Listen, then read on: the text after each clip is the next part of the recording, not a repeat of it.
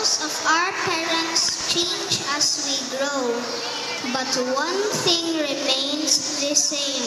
Our parents are our learning models. Their attitudes about education can inspire us and show us how to take charge of our own educational adventures.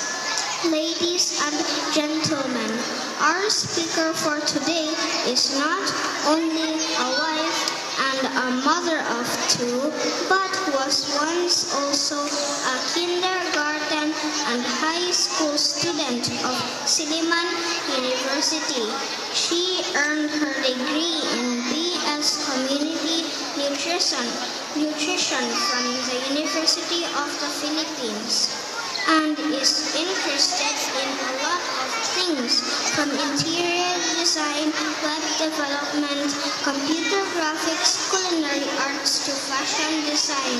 She has also been a speaker in many university activities, including convocations and career orientations. Without further ado, please help me welcome Miss Ana Patrice Ceniza Montebor.